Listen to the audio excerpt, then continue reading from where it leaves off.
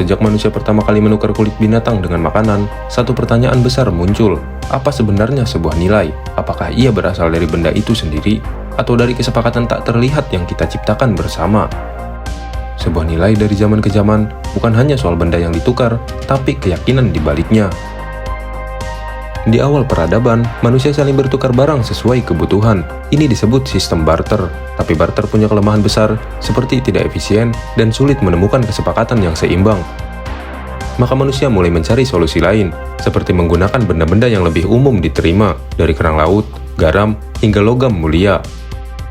Perlahan-lahan konsep uang pun mulai muncul. Uang bukan sekadar alat tukar, ia adalah simbol kepercayaan. Selembar kertas tak punya nilai jika orang tak percaya itu bernilai. Tapi ketika kita sepakat bahwa selembar uang itu bisa membeli sebuah makanan, jasa, bahkan waktu, maka uang menjadi kekuatan yang nyata. Ironisnya, semakin manusia maju, uang justru makin tak terlihat. Dari emas jadi kertas, dari kertas jadi angka di layar. Kini uang tak bisa lagi disentuh, tapi tetap bisa mengendalikan hidup seseorang sepenuhnya. Dan dalam sejarah panjang peradaban, uang telah menciptakan kemakmuran, sekaligus kehancuran. Dan kini saat era uang digital tanpa bentuk mulai mendominasi, kita perlu bertanya lagi, apa itu uang?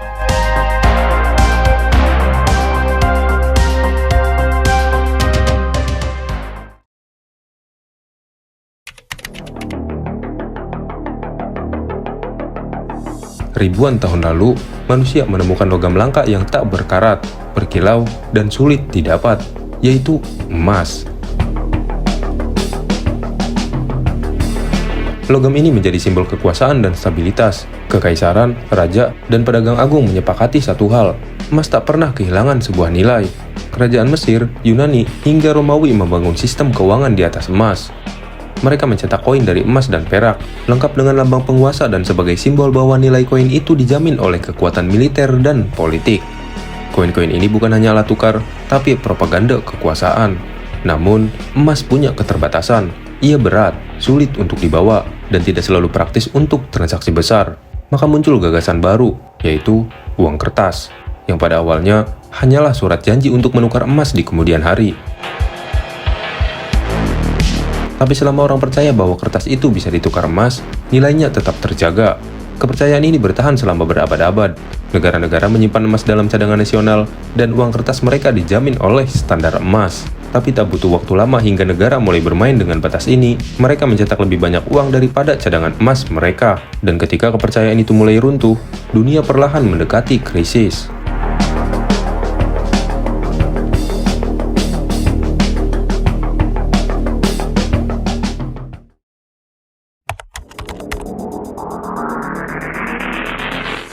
Kita masuk ke era modern, uang tak lagi bergantung pada emas. Negara mulai melepaskan diri dari standar emas dan menciptakan sistem yang disebut fiat money, yaitu uang yang hanya punya nilai karena pemerintah mengatakan demikian. Nilai itu bukan berasal dari benda, tapi dari kepercayaan pada negara. Di satu sisi ini memungkinkan pertumbuhan ekonomi yang cepat.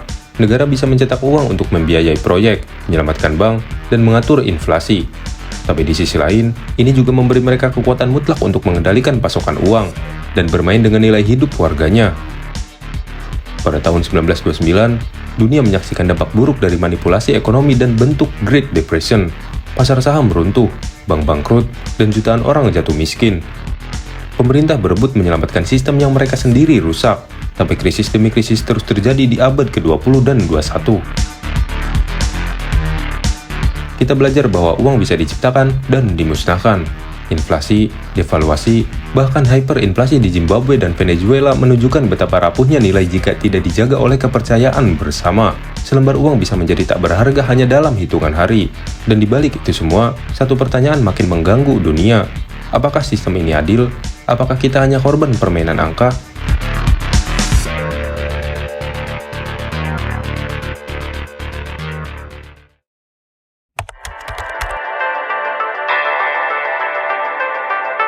Memasuki abad ke-21, uang mulai benar-benar menghilang dari dunia nyata. Kita tak lagi membawa koin dan lembaran uang. Sekarang, satu angka di layar handphone bisa membeli apapun, dan uang yang kita miliki berubah menjadi sebuah data. Perusahaan seperti PayPal, Visa, dan bank digital mengambil alih kendali sistem pembayaran. Tapi di balik kemudahan ini, lahirlah ketergantungan baru. Semua tergantung pada lembaga perantara. Jika mereka menutup akunmu, uangmu bisa hilang seketika. Jika sistem error, kamu tidak bisa membeli sebuah makanan. Keamanan digital pun menjadi isu besar. Data kita direkam, dilacak, bahkan dijual. Dunia masuk ke era keuangan yang diawasi, di mana setiap transaksi bisa dipantau. Ironisnya, di tengah sebuah kemajuan, kita justru kehilangan sebuah privasi, kendali, dan sebuah kebebasan. Disinilah muncul keresahan. Apakah uang digital hanyalah cara baru untuk mengendalikan kita? Apakah dunia semakin jauh dari sistem yang adil? Dan saat rasa tidak percaya tumbuh lagi, seseorang atau sekelompok orang memutuskan untuk melawan sebuah sistem.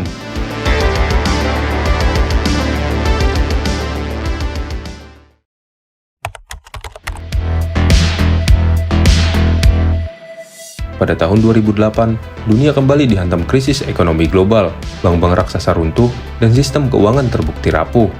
Di tengah kekacauan itu, lahir satu dokumen kecil di forum internet, yaitu White Paper Bitcoin, ditulis oleh seseorang yang misterius yang bernama Satoshi Nakamoto. Bitcoin adalah eksperimen radikal, yaitu uang digital tanpa bank, tanpa pemerintah, dan tanpa pemilik tunggal. Ia beroperasi di atas teknologi blockchain, yaitu sebuah jaringan terbuka, transparan, dan tidak bisa dimanipulasi, dan di setiap transaksinya tercatat untuk selamanya.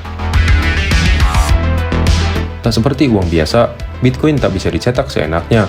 Jumlahnya terbatas, hanya 21 juta keping, dan tidak ada satupun otoritas yang bisa mengubah itu. Ini adalah bentuk keuangan yang dibangun bukan oleh kekuasaan, tapi oleh kode dan matematika. Bitcoin pada awalnya diremehkan, bahkan dianggap sebuah mainan. Tapi perlahan, Bitcoin tumbuh menjadi aset investasi, alat tukar, bahkan simbol kebebasan ekonomi. Beberapa negara melarangnya, yang lain mencoba mengatur, tapi yang pasti, Bitcoin tidak bisa dihentikan. Bitcoin adalah reaksi terhadap sistem yang telah kehilangan kepercayaan, dan mungkin awal dari babak baru dalam sejarah uang.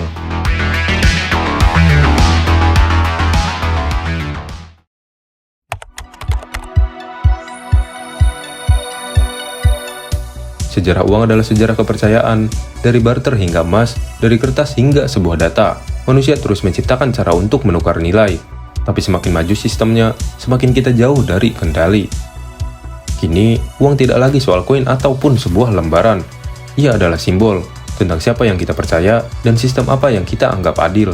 Di tengah perubahan itu, Bitcoin hadir sebagai alternatif, yaitu sebuah sistem yang tidak meminta kita percaya pada siapapun, kecuali kode dan matematika. Tentu Bitcoin bukan tanpa kelemahan, ia rumit, fluktuatif, dan belum sepenuhnya teruji dalam jangka panjang.